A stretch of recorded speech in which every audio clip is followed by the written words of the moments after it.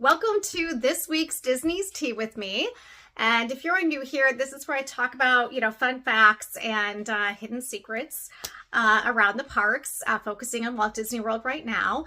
But this week I want to talk about Journey of the Little Mermaid. So I have two things to talk about there. The first is more of just a fun fact, but something I did not know. So in that attraction, there's actually 180 characters throughout the entire thing, which would be really, really hard to count.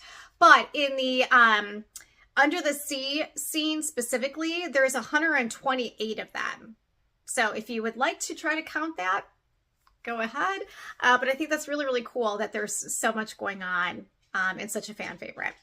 And then also speaking of that, and speaking of about hidden Mickeys, which we're all probably always searching for. So when Sebastian's singing, take a look at the purple coral. It's actually in the shape of a hidden Mickey. So check that out next time you're on that attraction.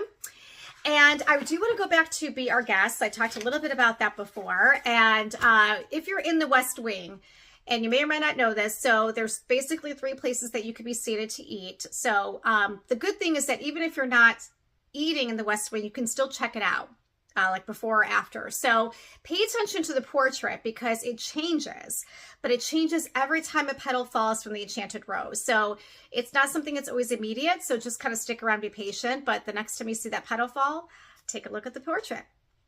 And then the last thing is I think something that people do actually know about, but I'm just going to take it one step further. So I think a lot of people have heard about the tunnels underground, and that's really for like cast members, when they're carrying things through the park, or, characters when they're going to the land that they're supposed to get to. It's supposed to be more of a surprise, right? That you don't just see the character walking to the land.